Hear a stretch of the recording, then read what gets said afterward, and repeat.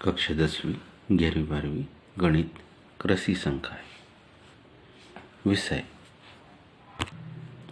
विषय गणित त्रिकोणमिति।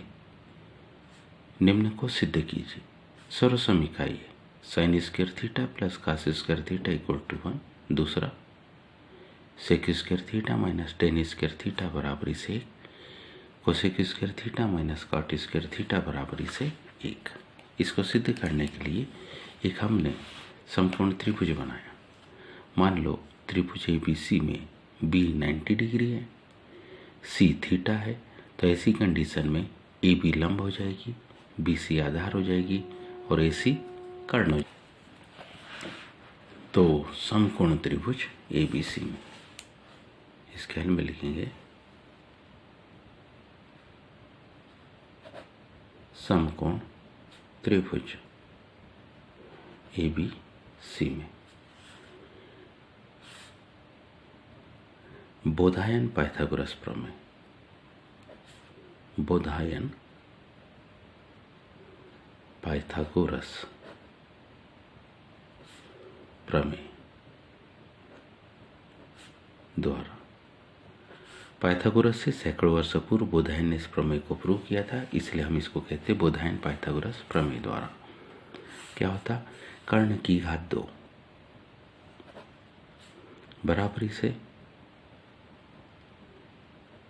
आधार की घात 2 धन लंब की घात 2। यदि हम कर्ण की घात 2 मीन्स AC की घात 2 बराबरी से आधार BC की घात 2 धन लंब AB की घात 2, इसको हम कहते हैं समीकरण नंबर 1। यदि समीकरण 1 में हम दोनों पक्षों में AC की घात 2 का भाग दे दें, समीकरण 1 के दोनों पक्षों में AC की घात 2 का भाग देने पर, दोनों पक्षों में AC की घात 2 का भाग देते हैं तो कंडीशन देखिए, AC की घात 2 बटे AC की घात 2 बराबरी से BC की घात 2 बटे AC की घात 2 धन AB की घात 2 बटे AC की घात 2। अब हम जानते हैं कि ये तो कट गया, लेकिन हम जो जानते हैं उसे ध्यान से समझिए। हम जानते हैं BC बटे AC, BC बटे AC यानी कि क्या? BC कौन सी भुजा है? तो BC हमारे पास आधार है, BC हमारे पास क्या है? आधार। AC हमारे पास कर्ण है। आधार बटे कर्ण किसके बराबर? वो होता है cos थीटा के बराबर। लेकिन यहाँ पर घात कैसी है? 2 है। अगर यहाँ पर घात 2 होगी तो आधार की घात 2 बटे कर्ण की घात 2 बराबर से cos स्क्वायर थीटा। बिल्कुल ठीक इसी प्रकार से यदि हम देखें तो हमारे पास मान है दूसरा AB की घात 2। हम जानते हैं किसकी घात 2?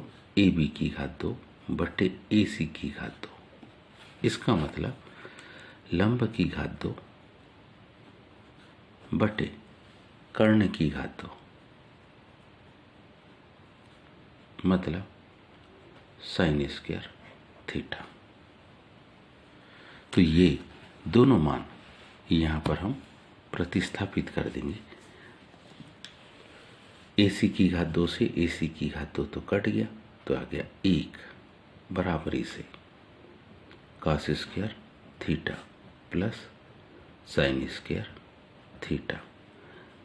दाएं पक्ष को बाईं तरफ, बाएं पक्ष को अल्टरनेटिव को परिवर्तित किया जा सकता है। तो जैसे हम परिवर्तित करेंगे ये पक्ष कुछ ऐसा बन जाएगा cos square theta plus sine square theta बराबरी से 1। पहली सर्वसमीका इस प्रकार से प्रूव होती है। दूसरी सर्वसमीका के लिए पुनः वही समीकरण, कौन सा, AC की घात 2 बराबरी से BC की घात 2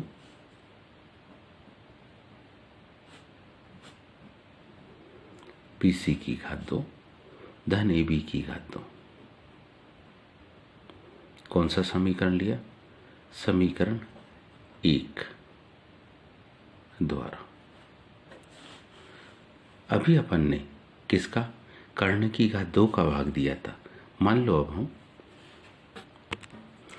आधार की घात 2 का भाग दें,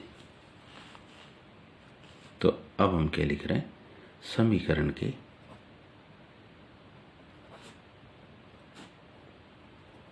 दोनों पक्षों में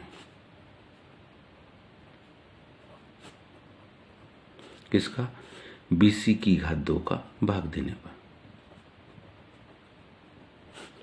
BC की घात 2 का क्या कर रहे हैं हम, भाग देंगे।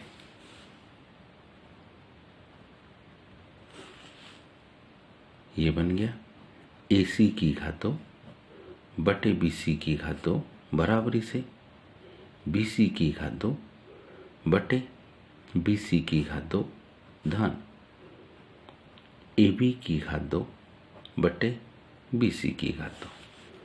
यहाँ फिर ध्यान से देखिए तो हम पाते हैं कि हमारे पास जो मान है AC बटे BC,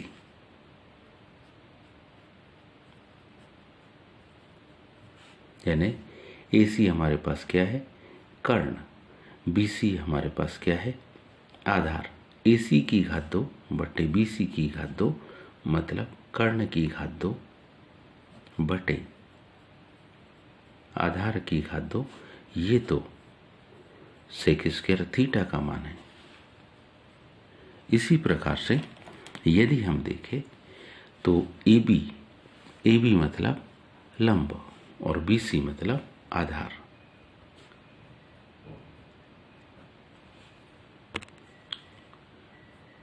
AB की घात 2 बटे BC की घात 2, इसको ध्यान से देखें तो ये क्या होता, लंब की घात 2 बटे आधार की घात 2, इसका मान तो होता tan स्क्वायर थीटा।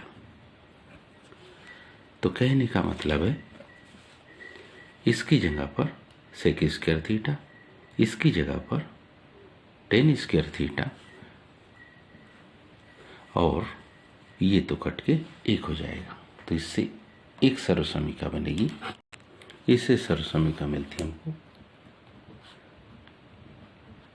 सेक स्क्वायर थीटा बराबरी से 1 प्लस tan स्क्वायर थीटा।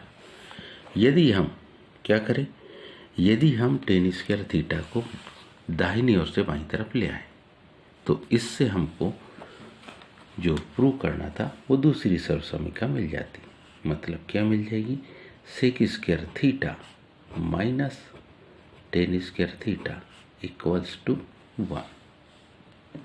पुनः हम समीकरण 1 लेंगे, पुनः समीकरण 1 द्वारा, पुनः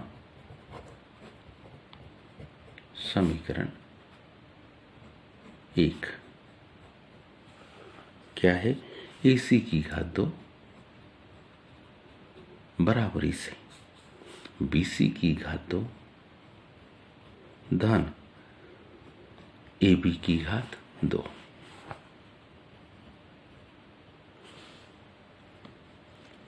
पहले अपन ने AC की घात 2 का भाग दिया था, फिर BC की घात 2 का भाग दिया था। अब हम AB की घात 2 का भाग देखे तो हम लिख रहे समीकरण के दोनों पक्षों में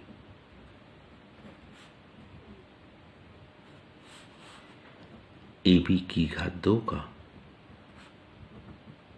भाग देने पर दोनों पक्षों में इसका हम क्या कर रहे हैं, भाग दे देंगे। दोनों पक्षों में जब AB की घात 2 का भाग देंगे तो मान क्या आएगा, AC की घात 2 बटे ए बी की घात 2 बराबर इसे बी सी की घात 2 बटे ए बी की घात 2 धन ए बी की घात 2 बटे ए बी की घात 2। अब हम फिर जानते हैं इन वैल्यू के बारे में क्या कि यदि ध्यान से देखें हम तो हम जानते हैं ए सी की घात 2 बटे ए बी की घात 2। ए सी हमारे पास जिस स्थान पर है वो भुजा है, ए सी हमारे पास कर्ण पर है और ए बी हमारे पास लंब है, तो कर्ण बटे लंब। क्योंकि घात 2 है इसलिए हम लिखेंगे कर्ण की घात 2 बटे लंब की घात 2।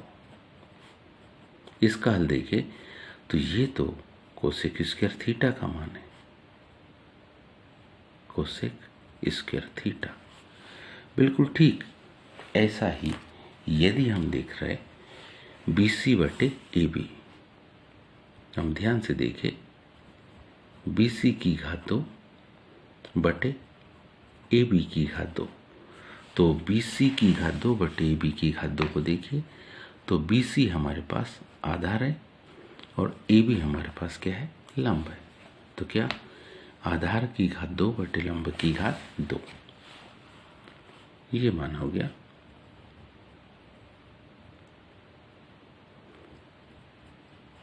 आधार की घात कैसी 2 बटे लंब की घात 2, ये तो कॉट स्क्वायर थीटा का मान है। इन दोनों मानों को प्रतिस्थापित करेंगे तो मान क्या आएगा, देखिए यहाँ पर जो मान बनेगा ए सी बटे ए बी वो बनेगा कोसेक स्क्वायर थीटा बराबर इसे बी सी बटे ए बी की घात 2, वह मान बनता कॉट स्क्वायर थीटा प्लस 1। यदि कॉट स्क्वायर थीटा को इधर पक्षांतर कर लिया, यदि कॉट स्क्वायर थीटा को इधर पक्षांतर कर लिया तो ये बन जाएगा cosec square theta minus cot square theta equals to 1। तो इस प्रकार से अपन ने 3 सर्वसमीका देखी। 3 सर्वसमीका देखी तो पहली सर्वसमीका हमारे पास क्या थी, वो थी sine square theta plus cos square theta बराबरी से 1। इन्हीं सर्वसमीका को यदि हम पक्षांतर कर देते हैं तो इससे पुनः 2 सर्वसमीका बनती। इससे कौन कौन सी, तो एक सर्वसमीका इसी से बनेगी हमारे पास में कुछ इस प्रकार से। अगर इसे इधर रहने दे, कॉस स्क्वायर थीटा को दाहिनी तरफ ले जाए तो इससे बनती हमारे पास साइन स्क्वायर थीटा बराबरी से 1 माइनस कॉस स्क्वायर थीटा। या हम कॉस स्क्वायर थीटा को इधर रहने दें तो इसी से दूसरी सर्वसमीका हमको मिलेगी कुछ इस प्रकार से कॉस स्क्वायर थीटा बराबरी से 1 माइनस साइन स्क्वायर थीटा।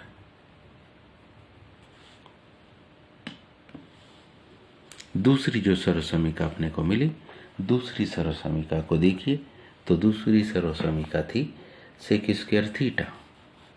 दूसरी सर्वसमीका थी सेक स्क्वायर थीटा बराबरी से 1 प्लस सेक स्क्वायर थीटा बराबरी से 1 plus ten square theta, ten square theta. ये दूसरी सर्वसमीका हमारे पास थी। इसे ध्यान से देखिए तो इसके भी पक्षांतर करने पर 2 रूप हमको मिलेंगे। पहला रूप इसका कुछ इस प्रकार से मिलता है, ध्यान दें इसका पहला रूप मिलेगा sec square theta minus tan square theta equals to 1, और इसी का दूसरा रूप मिलेगा कुछ इस प्रकार से